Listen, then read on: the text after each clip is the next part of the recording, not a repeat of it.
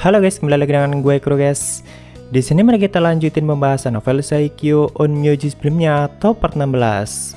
Jadi yang belum nonton para sebelumnya, gue saranin kalian buat nonton dulu supaya lebih enak memahami alur ceritanya. Oke, langsung aja kita masuk ke konten. Setelah sebelumnya selesai mengikuti pertemuan dengan para perwakilan iblis, Seika pun akhirnya menuju ke sebuah bukit di pinggiran desa untuk mengistirahatkan dirinya. Karena ya sebenarnya Seika juga merasa lelah juga. Lalu tak lama kemudian Rumu yang sebelumnya nggak ikut dalam pertemuan juga datang ke tempat itu dan menemani Seika untuk ngobrol. Ya, Seika mengatakan kalau pertemuan kali ini belum bisa menghasilkan apapun dan belum ada keputusan apapun yang bisa diambil. Seika pun bertanya kenapa kau nggak ikut dalam pertemuan. Lalu Rumu menjawab karena memang hanya 2 kursi yang disiapkan untuk suku Demon God, yaitu Ramsenal dan juga Risolera sama. Kalau 16 tahun yang lalu kan suku Demon God masih dianggap sangat tinggi dan ada banyak kursi yang disiapkan untuk mereka. Soalnya suku Demon God lah yang melahirkan Raja Iblis. Makanya saat itu Rumu sampai bisa ikut dalam pertemuan dan boleh untuk mengutarakan pendapatnya sendiri. Nah, sebelumnya kan Seika udah melihat ada beberapa perwakilan yang saat ingin menyerang manusia dan menginvasi wilayahnya. Jadi di sini Seika yang penasaran bertanya pada Rumu, kenapa mereka sampai segitunya dan apakah dari dulu memang sudah seperti itu. Terutama Elden Trada yang seperti saat menginginkan perang besar terjadi. Di sini Rumu pun menjelaskan sejauh yang dirinya tahu. Ya intinya seperti yang gue jelasin sebelumnya, kalau mereka yang ngebet banget pengen perang itu karena memang punya tujuannya masing-masing. Seperti Trada yang menginginkan ketenaran dan pengen namanya dicatat dalam sejarah, dan juga Garasera yang pengen menyatukan kembali ras elf dan membawa mereka pulang ke wilayah iblis. Karena kan pada saat perang besar 500 tahun yang lalu, Trada masih belum lahir dan belum punya kesempatan untuk mencapai tujuannya itu. Walaupun Rumo mengatakan tapi mungkin Trada juga punya caranya sendiri dalam memikirkan masa depan bangsa iblis. Soalnya dia juga sangat aktif melatih para prajurit kuat yang suatu saat bisa sangat berguna untuk melindungi wilayah iblis sendiri. Bahkan dia juga sudah beberapa kali mengirimkan anak buahnya untuk bisa menemukan keberadaan Raja Iblis dan juga pahlawan. Ya, di pertemuan sebelumnya Trada juga sempat menjelaskan mengenai hal itu. Seika jadi teringat tentang mata-mata yang pernah dia tangkap pada saat di turnamen ibu kota kekaisaran atau mata-mata yang pernah diinterogasi oleh Satori. Saat itu kan sang mata-mata sempat menyebutkan nama Elden Trada dan mungkin memang dialah yang sudah mengirimkan banyak mata-mata untuk menemukan Amyu dan membunuhnya. Lalu Seika bertanya lagi bagaimana dengan Raja suku Devil atau sukunya Elden Trada. Sorry sebelumnya gue malah nyebutnya suku Demon Giant guys. Soalnya detailnya kadang disebut suku Demon dan kadang disebut suku Devil. Tapi mungkin lebih enak disebut suku Devil aja walaupun artinya sama-sama iblis. Kata Rumu sang raja dari suku Devil masih sangat muda dan masnya belum mampu untuk menjadi perwakilan penting seperti itu. Makanya untuk masalah yang berkaitan dengan politik dan hal-hal penting lainnya, untuk sementara selalu diserahkan pada bangsawan dari suku itu. Dan sebenarnya begitu juga dengan para raja muda dari suku lainnya. Sebenarnya dia mendapatkan semua informasi itu dari Solera yang sudah menceritakan banyak hal mengenai bangsa iblis saat ini. Soalnya kan Rumu sudah meninggalkan wilayah iblis selama bertahun-tahun dan pastinya ada banyak perubahan yang baru diketahui. Mendengar itu, Seika juga bertanya siapa sebenarnya Risolera sama itu. Soalnya tentu Seika juga cukup penasaran padanya. Karena walaupun penampilannya kelihatan sangat muda, namun dia sangat dihormati dan bahkan Trada juga cukup menghormatinya. Namun di sini Rumu tidak menjawabnya dan malahan menanyakan hal lain. Dia bertanya pada Seika, pastinya kau juga tidak menginginkan perang kan? Ya tentu sebenarnya Seika juga nggak menginginkannya. Cuma kata Seika jika semua ras iblis menginginkannya, maka akan menjadi sebuah cerita yang berbeda.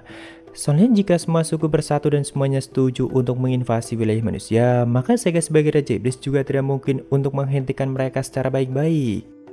Karena nyatanya perintah Raja Iblis saja nggak cukup untuk membuat mereka patuh sepenuhnya dan mereka sampai punya keputusan dan tujuannya masing-masing. Atau ya simpelnya dengan perintah Seika aja nggak akan cukup untuk mencegah perang dan menghentikan semua keinginan mereka.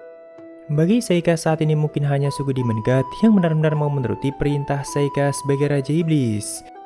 Walaupun bahkan Ramsenal juga memutuskan untuk netral dan belum mau menempatkan posisinya di pihak kedamaian atau yang menolak invasi. Ya, jadi faktanya nggak sesimpel yang diharapkan oleh rumus sebelum membawa Seika pulang ke wilayah iblis. Dan masih ada banyak hal rumit yang perlu mereka selesaikan lebih dulu. Walaupun Seika juga nggak berniat lari dari masalah itu.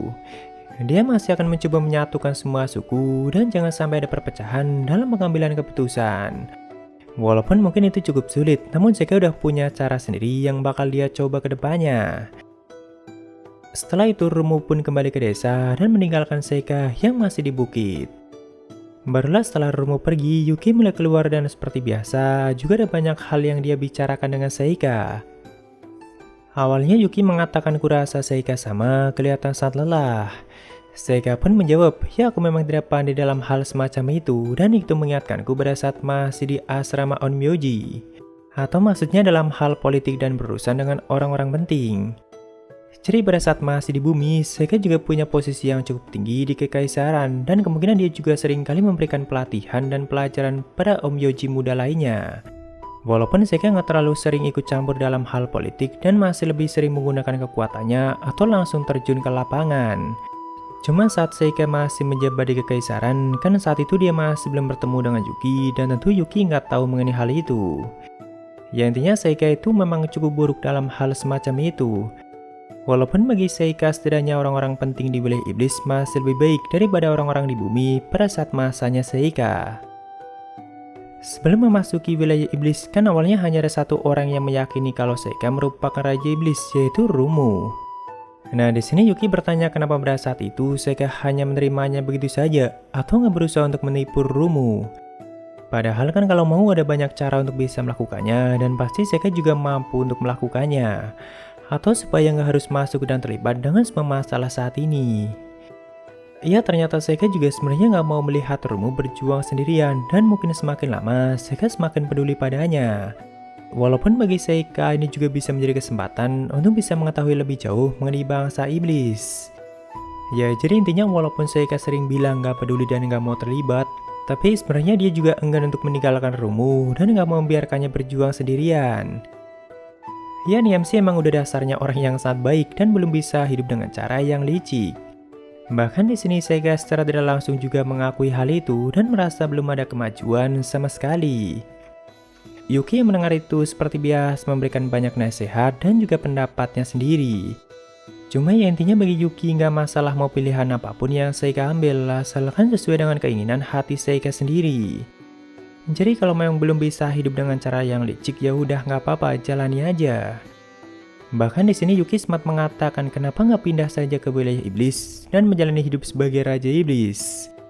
Ya tentu Seika masih belum punya niatan seperti itu dan masih memikirkan nasib ketiga temannya nanti bagaimana.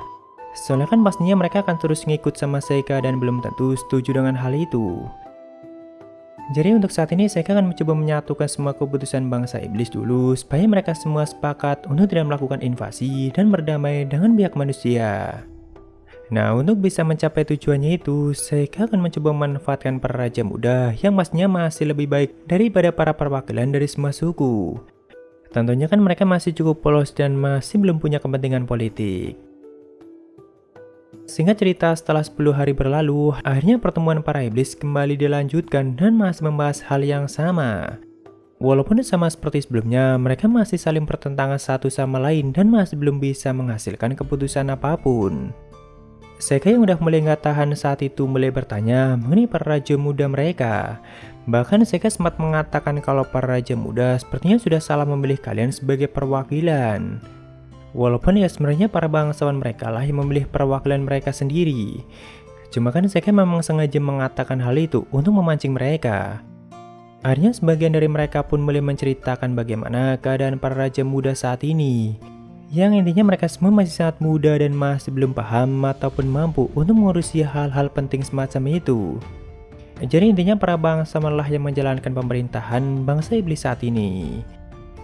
Namun Seika yang mendengar itu tanpa basa-basi langsung pergi dan mengatakan akan segera menemui para raja muda mereka. Ya tentu mereka semua sempat bingung dan berusaha untuk menghentikan Seika secara halus. Cuma Seika tetap pergi dan akan tetap menemui mereka semua. Oh ya pengecualian untuk suku Demon God. Mereka itu nggak menggunakan sistem raja dan memegang keputusan tertinggi itu adalah Ramsinel sebagai kepala desa. Lalu di hari berikutnya, begitu Seika akan berangkat sendiri, para perwakilan masih aja berusaha untuk membujuk supaya Seika menghentikan niatnya. Tapi ada juga perwakilan lainnya yang malah menawari Seika bantuan dan akan menemani Seika sekaligus menjaganya di perjalanan. Cuma Seika langsung bilang gak butuh pengawal dan malahan mereka hanya akan menghambatku. Soalnya tentu Seika gak pengen mereka ikut campur dan pengen berdiskusi langsung dengan para raja muda. Karena jika mereka sampai ikut campur, nantinya Seika nggak akan bisa memanfaatkan para raja untuk bisa mengambil keputusan yang sama dan menggunakan mereka dengan maksimal. Walaupun ya di sini Seika bilangnya hanya ingin menyapa mereka dan nggak ada niatan untuk membicarakan perang ataupun perdamaian.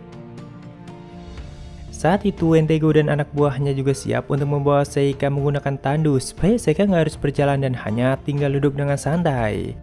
Cuma Seika langsung menolaknya dan mengatakan kalau aku sudah punya alat transportasi sendiri. Setelah mengatakan itu, Seika langsung mensummon salah satu ayakashinya yaitu Koimizuchi atau naga mengerikan andalan Seika. Ya tentu mereka semua yang melihat itu sampai melongo dan beberapa dari mereka sampai ketakutan begitu melihat ada sosok naga yang sangat besar yang tiba-tiba muncul dan menundukkan kepalanya pada Seika. Hanya Risolera yang mendekati Seika yang memang sudah diizinkan Seika untuk menemaninya. Walaupun ya awalnya Seika sempat menolaknya, cuma Risolera kekeh tetap akan menemani Seika dan sekaligus akan menjadi pemandunya. Soalnya kan sebenarnya Seika juga belum tahu jalannya dan belum pernah memasuki wilayah iblis lebih dalam. Jadi Risolera yang akan menjadi pemandunya dan sekaligus menjadi perantara Seika nantinya. Karena jika Seika tiba-tiba memasuki desa suku lain dan menemui sang raja, pastinya hanya akan menimbulkan keributan dan para iblis lainnya juga belum tahu kalau Seika merupakan raja iblis. Berbeda dengan Risolera yang memang sangat dihormati dan hampir semua bangsa iblis sudah tahu siapa dia sebenarnya. Saat itu setelah Seika naik di atas kepala Mizuchi, dia langsung menciptakan tangga menggunakan elemen tanahnya supaya Risolera nggak harus loncat dan bisa menaikinya dengan mudah. Lalu setelah naik dia mengatakan walaupun aku udah hidup sangat lama, tapi ini pertama kalinya bagiku untuk menaiki seekor naga. Seika yang melihat sikap lucu Risolera dan mungkin gemesin juga sampai menahan tawa. Walaupun Seika masih belum tahu kalau Risolera itu udah hidup lebih dari 500 tahun. Tak lama kemudian saat itu sang naga langsung melesat terbang dan membawa mereka ke arah timur atau menuju wilayah suku Devil tinggal. Tentu ada banyak pemandangan menakjubkan yang bisa mereka lihat dari atas sana. Bahkan Risolera sempat mengatakan setelah beberapa lama dirinya seperti merasakan kebebasan kembali. Soalnya memang baru kali itu dia merasakan gimana rasanya terbang dan melihat wilayah iblis dari ketinggian yang sangat tinggi. Cara naga Mizuchi terbang itu menggunakan kekuatan gaibnya. Jadi walaupun kecepatannya sangat tinggi, namun orang yang naik di atasnya itu nggak akan merasakan hempasan angin ataupun getaran dari gerakannya. Ya tentu saat itu Seika bisa melihat ada banyak pemandangan yang baru dilihatnya. Dan singkat cerita setelah beberapa lama, mereka sampai di pusat kota milik suku Devil. Ada banyak bangunan unik yang memenuhi kota itu dan sama seperti desanya Rumu, semua bangunannya juga kebanyakan menggunakan bahan batu. Bedanya kalau desa Rumu itu bangunannya serba putih dan kalau ini serba hitam. Saat itu begitu sang naga mendekati kota, tentunya langsung menimbulkan kepanikan dan para penjaga mulai bersiap di depan istana. Ya siapapun juga bakalan panik dan ketakutan kalau melihat ada naga yang sangat besar yang tiba-tiba muncul dan memasuki kota mereka. Awalnya begitu Seika dan Risolera turun, para penjaga yang udah bersiap langsung memerintahkan banyak monster tipe iblis untuk menyerang mereka berdua. Padahal Seika udah lebih dulu mengenalkan dirinya walaupun memang nggak mengaku sebagai raja iblis. Jadi saat itu Seika mensummon salah satu ayakashi barunya lagi untuk menghentikan semua monster itu, yaitu Tsuchigo Moshi laba-laba bumi dan tentu bentuknya seperti laba-laba raksasa. Saat itu dia menggunakan kekuatan benangnya yang sangat kuat untuk melilit dan menghentikan semua monster yang menyerang Seika. Walaupun di saat Tsuchigo berniat memakan monster dan para penjaga itu satu persatu, Seika dengan tegas langsung menyuruhnya untuk berhenti dan jangan sampai memakan mereka. Ya tentunya sang laba-laba kelihatan sangat kecewa. Barulah setelah itu Risolera maju mengenalkan dirinya dan juga mengenalkan Seika sebagai raja iblis mereka. Tentunya para penjaga langsung diam dan langsung kelihatan sangat panik. Cuma Risolera mengabaikan mereka dan langsung masuk ke dalam istana bersama Seika. Saat itu sang raja muda yang bernama Al-Atos lagi duduk bersama satu pelayannya yang berambut perak. Bagi Sega dia kelihatan seperti kambing muda dengan wajah yang sangat polos. Tapi sepertinya dia udah kenal dan udah pernah bertemu dengan Risolera. Soalnya begitu melihat Risolera, Alatos langsung kaget dan menyebutkan namanya dengan tergagap. Ya, jadi Alatos itu merupakan raja saat ini dari suku Devil. Untuk ukuran iblis dia masih terbilang sangat muda dan dia juga sangat buruk dalam berkomunikasi. Bahkan untuk mengatakan beberapa kata aja dia sampai tergagap dan kelihatan sangat panik. Jadi dia selalu mengandalkan pelayannya untuk berkomunikasi dengan orang lain, yaitu dengan cara bisik-bisik, dan nantinya sang pelayanlah yang akan menyampaikannya pada lawan bicaranya. Ya, awalnya di sini mereka saling mengenalkan diri dan saling menyapa satu sama lain. Tentunya Raja Athos dan pelayannya juga sangat kaget dengan kedatangan Seika dan Risolera yang sangat tiba-tiba. Tapi ternyata dia bisa menyikapinya dengan sangat baik dan memberikan sambutan layaknya seorang raja, walaupun dia tetap menggunakan pelayannya sebagai perantara. Setelah itu Seika langsung mengatakan tujuannya datang menemui raja, yaitu pengen tahu lebih jauh mengenai keadaan bangsa iblis saat ini. Tapi Seika pengen tanya langsung pada raja dari setiap suku iblis. Namun di sini di saat Seika masih basa-basi, Risolera malah langsung menarik tangan Athos dan mengajaknya pergi bersama Seika. Soalnya dia paham dengan tujuan Seika, yaitu untuk mengumpulkan semua raja muda dan mengajak mereka untuk berdiskusi bersama. Jadi ya mending gak usah basa-basi dan langsung bawa aja Raja Al-Athosnya. Saat itu begitu mereka akan pergi, ada salah satu bangsawan dengan gelar tinggi yang berusaha untuk menghalangi mereka. Soalnya kan jika Athos sampai dibawa pergi begitu saja, sebenarnya di istana itu juga akan terkena imbasnya dan mereka bisa mendapatkan hukuman yang cukup berat. Sekalipun yang membawanya pergi adalah Risolera dan Raja Iblis Seika. Sedangkan di sisi lain para penjaga dan para bangsawan juga tidak berani untuk menghentikan mereka dengan cara kekerasan. Apalagi Risolera sempat mengancam jika sampai dihalangi, maka naga Seika akan menghancurkan seluruh istana itu. Ya tentu mereka nggak berani untuk melakukan apapun, walaupun sebenarnya Seika sama sekali nggak ada niatan seperti itu. Dan itu cuma candaan Risolera untuk menggertak mereka. Saat itu akhirnya Raja Alatos juga dibawa terbang bersama satu pelayannya, dan saat itu mereka berniat menuju suku lainnya, yaitu wilayah suku Beastmen. Di sepanjang perjalanan dia juga merasakan kesenangan sama halnya seperti Risolera. Soalnya Athos dan pelayannya juga baru pertama kalinya merasakan terbang dan menaiki seekor naga seperti itu. Dia sampai mengatakan tidak akan pernah melupakan pemandangan indah seperti ini selama sisa hidupku. Begitu juga dengan sang pelayan sendiri juga merasakan hal yang sama. Lalu singkat cerita begitu matahari mulai terbenam, akhirnya mereka sampai di wilayah suku Beastmen. Dan saat itu mereka mendarat di depan mansion milik sang raja muda Beastmen. Soalnya suku Beastmen itu nggak punya istana dan malahan sang raja tinggal di mansion miliknya sendiri. Ya sama seperti sebelumnya, pendaratan mereka juga sama menimbulkan kepanikan para iblis di kota itu. Dan Seika juga sampai mensummon Suci Gomo lagi untuk menghentikan mereka semua. Walaupun tidak butuh waktu lama bagi Risolera untuk mengatasi semuanya dan langsung masuk untuk menemui Raja Beastmen yang bernama Vilinair. Jadi berbeda dengan wilayah iblis lainnya, wilayah suku Beastmen itu sangat mirip dengan kota-kota di wilayah manusia. Soalnya dari dulu mereka memang punya hubungan dagang yang sangat baik dengan para manusia dan sudah biasa hidup berdampingan dengan mereka. Dari segi ekonominya juga terbilang sangat tinggi bila dibanding wilayah iblis lainnya. Lalu untuk Raja Beastmen Vilinair sendiri merupakan jenis manusia kucing, dan dia seorang wanita yang sombong, kurang sopan, dan juga punya sifat yang kekanak-kanakan. Bahkan Seika sampai 2 kali bertanya apakah beneran wanita ini yang menjadi Raja Beastmen. Tentunya Vili, Athos, dan Risolera udah saling mengenal satu sama lain. Walaupun beberapa kali di saat Athos lagi tergagap, Vili mulai mengeceknya dan kata dia, Athos masih aja belum berubah. Awalnya Vili nggak mau diajak pergi bersama mereka dan bahkan dia selalu menentang Risolera. Cuma di saat Risolera mengancamnya menggunakan naga Seika, Vili langsung tertarik untuk ikut. Cuma dia mau ikutnya itu bukan gara-gara takut pada ancaman Risolera, melainkan sangat tertarik pada naga Seika dan bahkan di perjalanan Vili terus membujuk Seika untuk menjual naga itu padanya. Ya dia itu tipe iblis yang sangat mengedepankan ekonomi sukunya dan juga sangat membanggakan uangnya. Karena memang suku Beastmen itu punya banyak bisnis dengan para manusia dan tentu mereka sama sekali nggak tertarik dengan perang ataupun permusuhan dengan pihak manusia. Nah, karena saat itu hari udah mulai malam dan tentunya mereka butuh tempat untuk istirahat.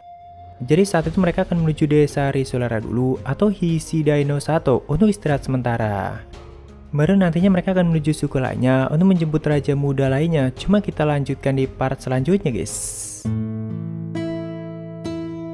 Oke, waktunya Saberia. Ada dari Shadow Smart Content bang. Oke Cid, makasih buat dukungannya dan semangat juga buat kalian. Lalu dari Zku, semangat terus bang bikin kontennya. Oke, makasih juga Zku dan semangat juga buat kalian. Dan dari Necro, mantap bang, lanjut terus ya bahas Saikyo on Myoji-nya. Pasti dong, thank you Nek. Ya itu semua dari Saberia, makasih yang udah donasi. Dan mungkin segitu aja untuk pembahasan kali ini. Jika ada kesalahan gue minta maaf atau kalian bisa koreksi aja di bawah. Thank you udah mampir, sampai ketemu di video lainnya. Salam guru guys.